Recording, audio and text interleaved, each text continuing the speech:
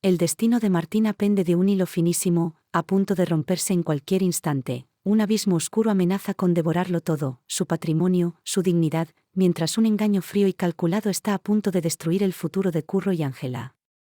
Los muros del palacio tiemblan, cargados de secretos inconfesables y pasiones prohibidas que consumen a cualquiera que se acerque demasiado.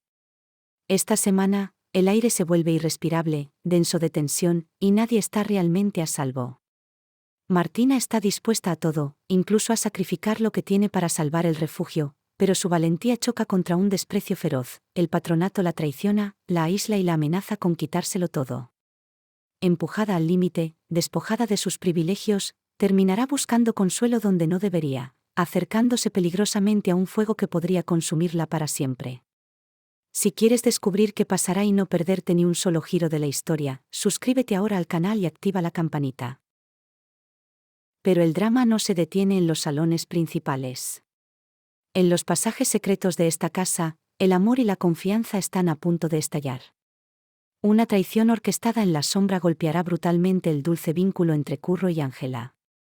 Las manos oscuras de Lorenzo moverán los hilos, manipulando cartas cruciales destinadas al rey que desatarán una tormenta de reproches y desilusiones entre los enamorados. Las pasiones están descontroladas y el corazón de María Fernández es un polvorín a punto de estallar. Un bofetón cargado de rabia a Carlo y un beso apasionado con Samuel desatarán confesiones de amor que ella misma considera imposibles, mientras la avaricia se arrastra en la oscuridad. La inocencia de Julieta será pisoteada por la ambición de Ciro, quien invierte secretamente su dote con el temible duque de Carril, desatando una red de mentiras que salpicará incluso a Manuel. Y luego está la sombra de un asesino que se cierne sobre todos ellos. Pía y Petra han encontrado la pieza del rompecabezas que faltaba, un simple billete fechado antes de la muerte de Ana. Ricardo mintió. Él estaba allí cuando ella aún respiraba. ¿Se esconde quizás un asesino a sangre fría entre el servicio? Las cartas están echadas y la lealtad es un lujo que pocos pueden permitirse. ¿Caerá Martina en el abismo absoluto? ¿Sobrevivirán Curro y Ángela a la telaraña de mentiras? La primera grieta la abre Vera, con una verdad que suena a condena. Lo dice en voz baja, casi con cautela, como si dudara de que hablar sea un acto de lealtad o una sentencia de muerte. Curro y Teresa escuchan con atención, percibiendo que aquello no es un simple matiz, sino una pista decisiva. Mi madre no sabía nada, dice Vera, apretando las manos con fuerza. Nada de los negocios de mi padre con Manuel. Y si no se lo dijo, es porque no eran limpios. Hemos llegado a un punto de no retorno y me gustaría saber qué pensáis de estos giros increíbles. ¿Quién creéis que está tramando en la sombra con más maldad? Escribidlo ahora mismo en los comentarios, vuestra opinión es fundamental para entender a dónde nos llevará esta historia. Teresa frunce el ceño de inmediato. Curro, en cambio, tarda unos segundos más en reaccionar. No porque no entienda la gravedad, sino porque está demasiado acostumbrado a creer que el mal siempre deja señales más evidentes. Vera lo mira con una mezcla de miedo y rabia. No era un hombre que ocultara por vergüenza, añade, ocultaba por conveniencia. Si mi madre hubiera sabido algo, le habría arrancado la verdad. Por eso la dejó al margen. Curro baja la vista. Esa información conecta demasiados puntos al mismo tiempo. Manuel ha insistido en quitar hierro al asunto, presentando la inversión como algo menor, controlado, casi irrelevante. Pero la revelación de Vera lo cambia todo. Lo que hasta entonces parecía una imprudencia empieza a parecer una trampa mortal. Alonso lo entiende bien. Por eso, cuando vuelve a hablar con el heredero del marquesado, lo hace con esa autoridad tranquila que solo emplea cuando presiente un desastre inminente. Todavía estás a tiempo de retirarte, le dice sin levantar la voz. No confundas una cantidad pequeña con un riesgo pequeño. A veces basta una puerta entornada para que se cuele la ruina entera. Pero el joven heredero, demasiado pagado de sí mismo, se muestra casi divertido por tanta alarma. No exageren, responde con una sonrisa seca. Estamos hablando de una inversión modesta. Todo está bajo control. Curro no puede evitar intervenir. Eso es exactamente lo que dice siempre el que no ve el precipicio. El otro lo mira con displicencia. Y tú hablas como si el mundo se acabara por una firma. No, replica Curro. Hablo como quien ya ha visto cuántas vidas puede arruinar una sola firma. No sirve de nada. El orgullo del muchacho es más fuerte que la prudencia. Alonso sale de aquella conversación con una preocupación que intenta disimular. Curro, en cambio, sale irritado, con la sensación de que están intentando detener una piedra cuando ya ha empezado a rodar cuesta abajo. Pero si los negocios amenazan con infectarlo todo, en otra parte de la promesa crece una batalla distinta, la del refugio, la dignidad y el derecho a no rendirse.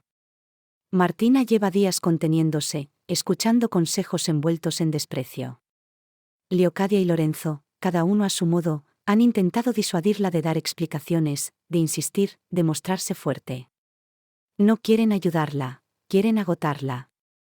Quieren que acepte la humillación con buenos modales. Martina, sin embargo, decide hacer exactamente lo contrario. Reúne a Samuel, Petra y Simona. No lo hace por teatralidad, sino porque entiende que hay momentos en los que una persona debe declarar ante testigos qué clase de mujer ha decidido ser. El aire está tenso. Samuel intuye una mala noticia. Petra, acostumbrada a anticipar golpes, cruza los brazos. Simona la observa con ese cariño silencioso de quien teme por alguien y a la vez se siente orgullosa de ella. No voy a rendirme, dice Martina con firmeza. El refugio no se va a quedar sin futuro mientras yo tenga algo que entregar. Samuel da un paso adelante. Señorita, no puede cargar sola con todo esto. Puedo y voy a hacerlo. Petra la mira con dureza, aunque no contra ella, sino contra el mundo. ¿Qué ha decidido? Martina respira hondo. Si el patronato no responde, si siguen cerrando puertas, lo financiaré yo. Con mi dinero. Durante un segundo nadie habla. Simona se lleva una mano al pecho. Samuel la abre los ojos con verdadera sorpresa. Petra aprieta la mandíbula. Eso es una barbaridad, murmura Samuel. Generosa, sí. Pero una barbaridad. Es una solución, corrige Martina. Temporal, dice Petra, tajante. Martina se vuelve hacia ella. Temporal o no, es más de lo que han hecho quienes solo saben juzgar desde sus sillones. Nadie puede discutirle eso. Y, sin embargo, la noticia no tarda en correr como pólvora. Cuando llega a oídos de Jacobo, la reacción es feroz. No hay en él preocupación, sino indignación de propietario herido. Leocadia y Lorenzo, por su parte, reciben la noticia con una mezcla de burla y venenosa satisfacción. Les divierte verla actuar, porque creen que se está condenando sola. La cena en la que Martina anuncia que exigirá explicaciones al patronato se convierte, por eso mismo, en uno de esos momentos en los que cada palabra pesa como una provocación. La mesa está servida con impecable elegancia, pero la tensión la vuelve hostil. No pienso tolerar este atropello, dice Martina, sosteniendo la mirada de todos. Si el patronato cree que puede decidir desde la sombra, tendrá que darme explicaciones a la cara. Jacobo deja los cubiertos sobre el plato con un golpe seco. No vas a hacer semejante cosa. Perdón. Lo que has oído. No vas a enfrentarte al patronato. No vas a empeorar más esta situación. Martina siente subir el calor por el pecho. ¿Empeorar? ¿Llamas empeorar a defender algo justo? Leocadia sonríe sin disimulo. Llamamos empeorar a convertir un problema en un espectáculo. Lorenzo añade, con tono burlón, y a vaciarse los bolsillos para alimentar una causa perdida. Martina lo fulmina con la mirada. Hay personas que solo entienden el valor de las cosas cuando pueden ponerles precio. Yo no. Jacobo se inclina hacia adelante. Basta. No vas a comprometer tu patrimonio por un capricho. No es un capricho. Es una responsabilidad. Tu responsabilidad es obedecer cierta sensatez. Mi responsabilidad, replica ella, temblando de furia contenida, es no convertirme en una cobarde solo porque a ustedes les incomoda mi dignidad. La cena queda rota. Y abajo, en el servicio, esa decisión de Martina se comenta con la mezcla amarga de admiración y realismo que define a quienes ya han visto demasiadas promesas desmoronarse. Tiene buen corazón, dice una de las muchachas, pero eso no sostendrá el refugio para siempre. No, responde otra. Y ellos lo saben. Por eso la dejan desgastarse. Mientras tanto, el vínculo entre Curro y Ángela entra en una fase peligrosa, no por falta de amor, sino por exceso de heridas. Ángela descubre que Curro ha escrito la carta al rey sin consultarla, y lo vive como una deslealtad imperdonable. No es solo una cuestión práctica. Es sentirse desplazada justo en un asunto que define su futuro. La discusión estalla con una violencia emocional que deja claro que llevaban demasiados días acumulando reproches. ¿Es verdad?, pregunta Ángela, clavándole los ojos. ¿Es verdad que escribiste al rey sin decirme una palabra? Curro intenta sostener la calma. Iba a hablarlo contigo. Pero no lo hiciste. Porque quería tener antes una base firme. Ángela deja escapar una risa breve, amarga. Qué considerado. Decidir por los dos y luego presentármelo como un gesto protector. No fue eso. ¿Entonces qué fue? Explícamelo, Curro. Explícame cómo se llama ese amor que escucha a todo el mundo menos a la mujer con la que quiere casarse. Curro respira hondo, sintiéndose acorralado. Se llama urgencia. Se llama necesidad. Se llama intentar abrir un camino. ¿Y yo qué soy en ese camino? ¿Una acompañante?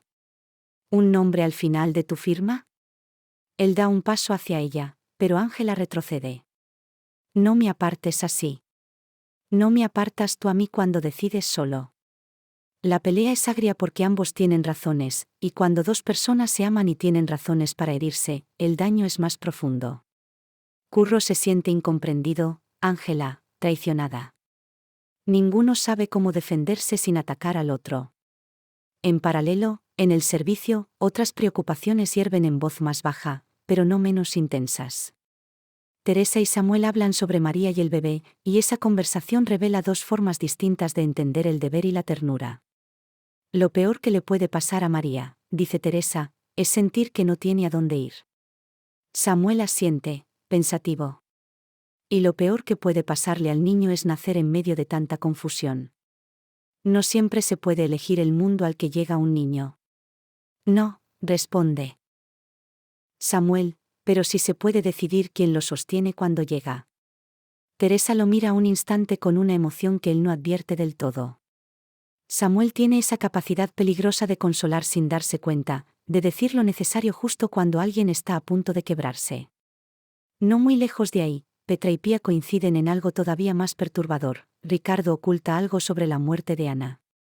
Es una sospecha que al principio apenas se formula, como si nombrarla pudiera volverla más real. Pero ya no desaparece. No me cuadra, dice Pía.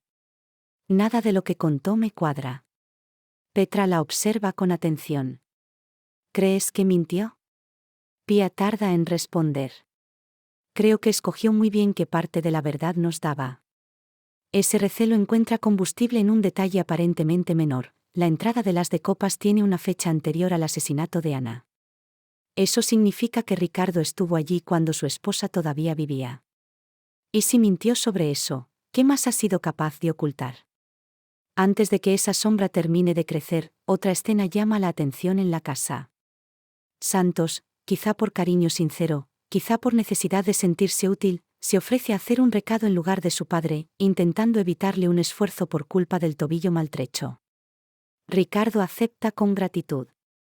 El gesto, sin embargo, le vale al muchacho una reprimenda de Cristóbal. ¿Quién te ha autorizado a cambiar tareas?, le espeta Cristóbal. Santos alza la barbilla, herido. Mi padre apenas puede apoyar el pie. No te corresponde decidir eso. Alguien tenía que importarle. Cristóbal da un paso al frente, endureciendo la expresión. Lo que a ti te corresponde es obedecer.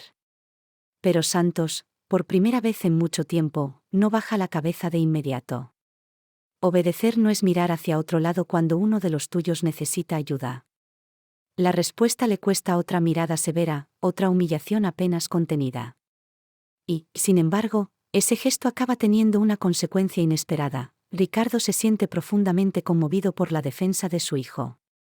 Entre ambos, tan acostumbrados a los malentendidos, empieza a abrirse algo parecido a un puente.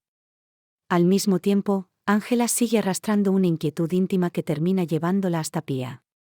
La pregunta que le hace no nace del chisme, sino del miedo y de una intuición que no la deja en paz. Dime la verdad, le pide. ¿Tuviste problemas con el varón de Linaja? Pía se queda inmóvil. Durante un instante parece debatirse entre cerrar la puerta o abrirla del todo. Finalmente responde con una serenidad triste. No abusó de mí. Ángela no sabe si respirar aliviada o estremecerse por todo lo que se adivina detrás de esa frase tan precisa. Pero hubo algo, susurra. Pía aparta la mirada. Hubo suficiente para aprender que hay hombres capaces de convertir el miedo ajeno en una costumbre. Esa respuesta acompaña a Ángela durante horas. Porque en la promesa nadie habla del todo si no es obligado por el dolor. En otro frente, Ciro decide dejar de rodeos y aborda directamente al duque de Carril para insistir en su inversión. Su ambición ya no soporta esperas ni intermediarios. Julieta, atrapada en una posición cada vez más incómoda, lo mira con cansancio. No necesito que me explique cómo es mi marido. No. Pero quizás sí necesita saber hasta dónde puede llegar. Ella siente un estremecimiento que no admite en voz alta. Porque ya lo sospecha. Luego, la boda de Curro y Ángela se convierte en el centro de otra discusión sembrada por Lorenzo, que disfruta lanzando frases al aire para ver cómo envenenan el ambiente. Lo hace delante de todos, con ese estilo suyo que aparenta ligereza y es puro cálculo. Con tanta carta al rey, tanta prisa y tanta susceptibilidad, cualquiera diría que aquí se prepara más un pleito que una boda. La frase incendia la mesa. Interviene uno, luego otro, y al final todo el mundo opina sobre una relación que ni Curro ni Ángela consiguen defender sin sentirse invadidos. Lo que debería ser un asunto íntimo se transforma en un juicio colectivo. Más tarde, Alonso intenta devolver algo de orden al caos. Si de verdad os queréis, le dice a Curro, resolved vuestras diferencias. Solo así tendrán sentido las cartas al rey. Curro asiente, agotado. Porque sabe que Alonso no le está hablando solo de papeles, sino de respeto. Pero mientras esas heridas buscan cerrarse, María Fernández vive su propia implosión. La tensión con Carlo llega a un punto insoportable. La conversación sube de tono, se vuelve áspera, insoportable. Carlo insiste desde un lugar ambiguo, entre la posesión y el miedo. María siente que cada palabra la reduce. No puedes seguir actuando como si yo fuera un obstáculo, dice Carlo. No actúo. Respiro como puedo. Todo lo conviertes en un drama. María lo mira, incrédula. ¿Un drama? ¿Sabes lo que es un drama? Tener que mendigar respeto mientras todo el mundo decide qué hacer con tu vida. Carlo intenta acercarse, quizá imponerse con la lógica de siempre. Yo solo quiero ordenar las cosas. Y entonces ocurre. La bofetada corta el aire antes de que ninguno de los dos pueda detenerla. Carlo se queda inmóvil, con el rostro girado, más sorprendido que dolido. María tiembla entera. No vuelvas a hablarme como si me hubieras comprado, dice ella, con la voz quebrada. Sale de allí buscando consuelo, y lo encuentra donde no debía y donde, sin embargo, siempre resultaba más fácil caer, en Samuel. Él la escucha. Ella llega rota. Y a veces basta la ternura equivocada en el momento preciso para cruzar una línea. No sé en qué momento dejé de reconocer mi propia vida, confiesa María, llorando. Samuel la mira con compasión sincera. Todavía estás a tiempo de recuperarla. ¿Y si ya he estropeado demasiado? Entonces empieza por no estropearte a ti misma. María alza los ojos hacia él. La proximidad, el desahogo, la sensación de ser vista por fin, todo se confunde. El beso llega con una violencia contenida, más desesperada que romántica, más urgente que serena. Y cuando se separan, ambos saben que nada vuelve a estar en su sitio. Sin embargo, la semana no da tregua. Ciro, en secreto, cierra un acuerdo de inversión con el duque de Carril utilizando el dinero de la dote de Julieta. Lo hace despreciando por completo su opinión, como si ella fuera apenas un recurso más al servicio de su voluntad. Es una traición doble, económica y moral. Cuando Julieta empieza a atar cabos, la humillación es insoportable. Pero antes de que estalle ese conflicto, Martina recibe un doble revés que la deja casi sin aire. El patronato se niega a hablar con ella. Y, como si eso no bastara, le retiran la invitación a un importante baile. El mensaje es clarísimo: no solo quieren cerrarle las puertas, quieren aislarla, exhibir su castigo. Es en ese estado de angustia cuando busca refugio en Adriano. Él no es una solución, es un respiro.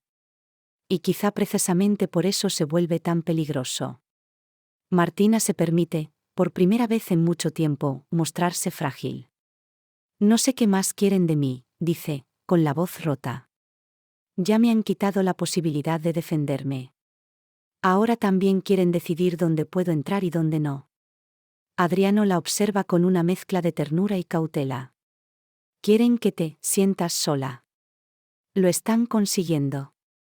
No del todo, responde él, con suavidad. Martina lo mira. En sus ojos hay gratitud, cansancio, una necesidad inmensa de apoyo. Se acerca un poco más de la cuenta. Él no se mueve.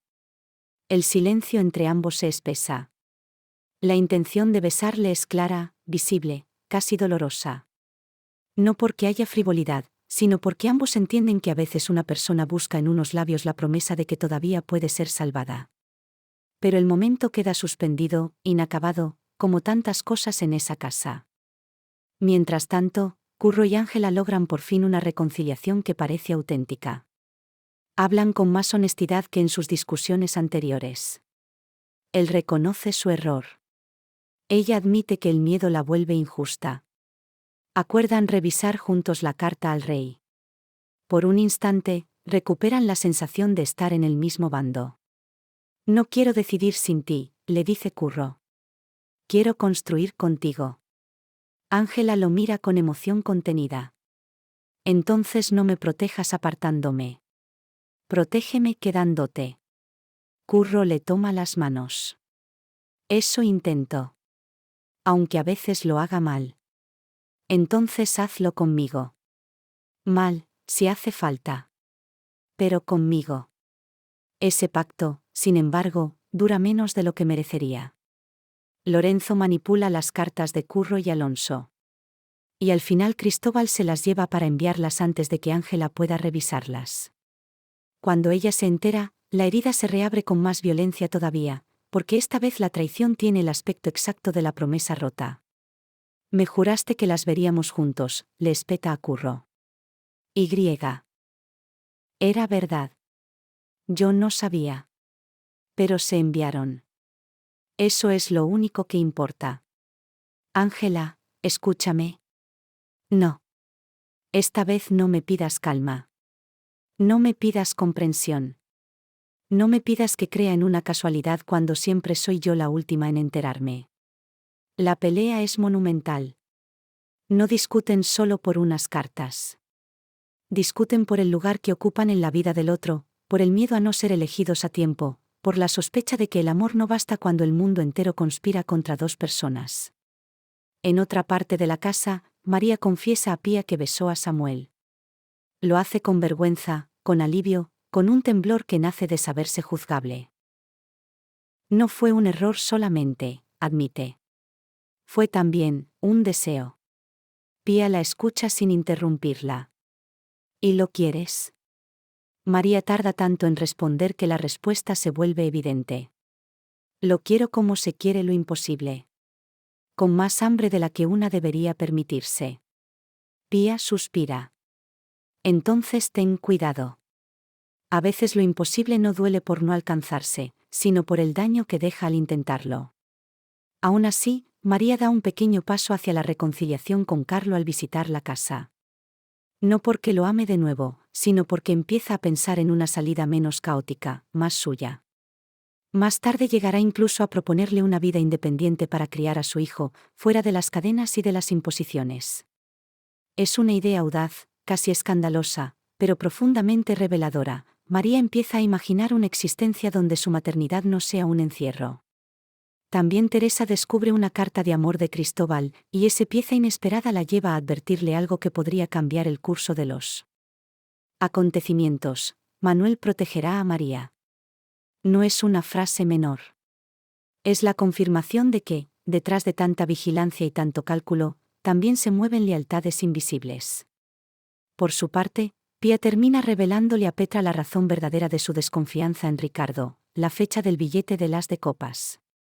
El asunto deja de ser sospecha vaga para convertirse en una posibilidad aterradora. Si ese billete es anterior al asesinato, dice Petra muy despacio, entonces Ricardo mintió.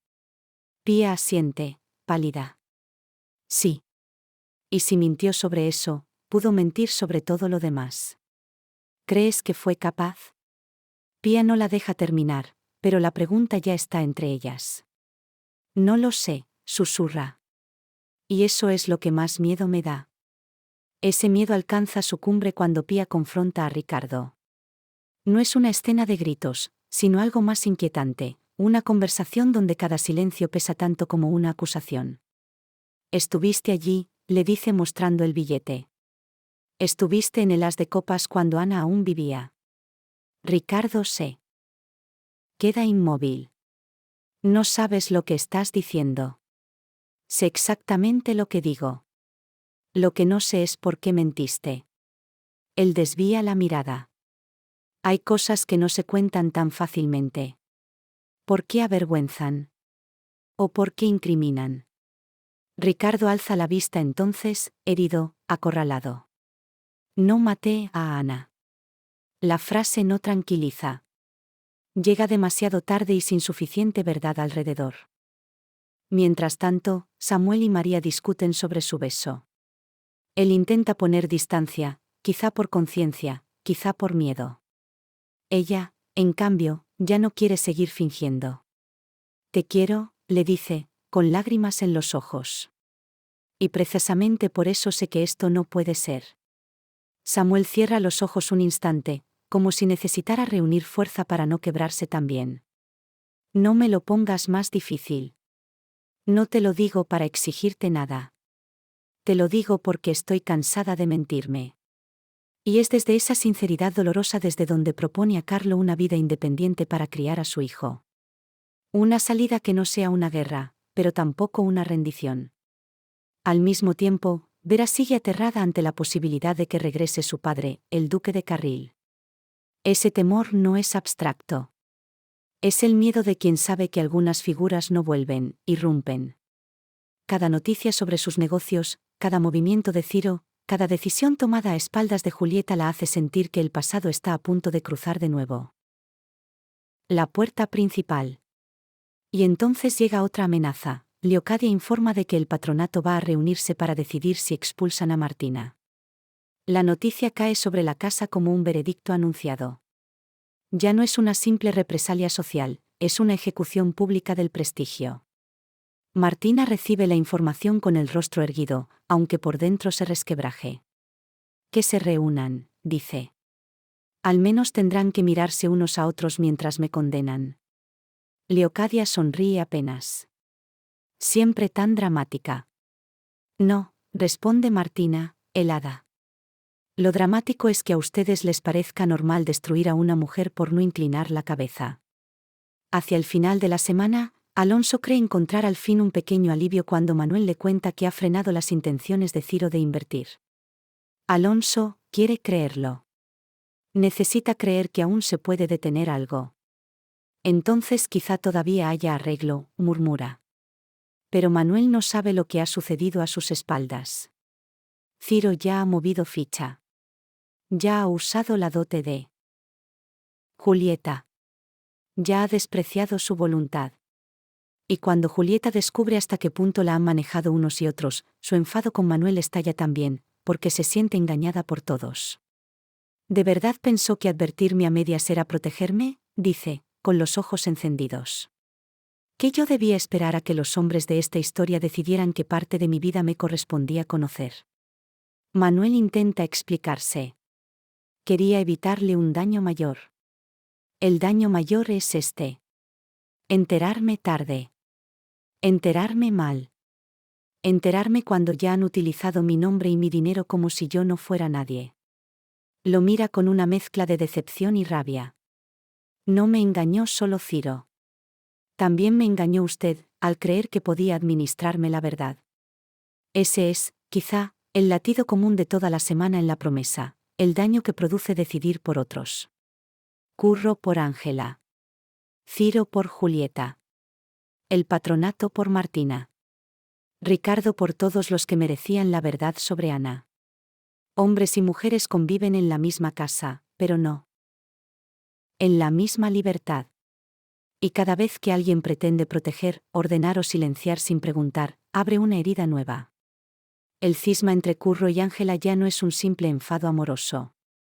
Es la prueba de si dos personas pueden seguir eligiéndose cuando todo alrededor conspira para separarlas. La amenaza de expulsión sobre Martina ya no es solo una maniobra social. Es un castigo ejemplar para recordarle a toda mujer qué precio se paga por resistir. El engaño en torno a la inversión ya no es solo una cuestión de dinero. Es la radiografía de una ambición que considera a Julieta una pieza útil y nada más. Y por debajo de todo eso, como un río oscuro, avanzan otras verdades que todavía no han terminado de emerger: la posible implicación de Ricardo en la muerte de Ana, el terror íntimo de Vera, la imposibilidad de María y Samuel, la lenta mejora entre Santos y su padre, la soledad de quienes intentan hacer el bien en un lugar donde la bondad suele pagarse cara. Cuando cae la noche sobre él. Último día de esa semana, nada está resuelto de verdad. Pero todo ha cambiado. Las cartas ya han sido enviadas. Las sospechas ya han sido pronunciadas. El dinero ya ha sido robado al consentimiento de Julieta. El patronato prepara ya su juicio. Martina ya ha sentido el vértigo de buscar consuelo donde no debía. María ya ha dicho en voz alta un amor imposible. Y Ángela ya ha comprendido que no hay traición pequeña cuando se toca el centro mismo de la confianza. En la promesa, los grandes terremotos no empiezan con gritos, sino con decisiones que alguien toma creyendo que podrá controlar las consecuencias. Esa semana, todos creen controlar algo. Ciro cree controlar el negocio. Lorenzo cree controlar el veneno que reparte. Jacobo cree controlar a Martina. Curro cree controlar los tiempos. Ricardo cree controlar la versión de los hechos. Y sin embargo, la casa entera empieza a demostrar lo contrario. Porque hay un punto exacto en que la miedo deja de callar y se transforma en respuesta. Vera ya ha hablado. Pía ya ha atado cabos. Martina ya ha dicho, no me rindo. María ya ha elegido no seguir arrodillándose por dentro. Y Ángela, herida y furiosa, ya no está dispuesta a aceptar un amor que la deje fuera de su propio destino. Esto convierte la semana del 6 al 10 de abril en una de esas etapas decisivas que no solo hacen avanzar la historia, sino que cambian el modo en que cada personaje se mira a sí mismo. Algunos empiezan a descubrir que amar no es decidir por el otro. Otros comprenden demasiado tarde que el dinero no compra obediencia eterna.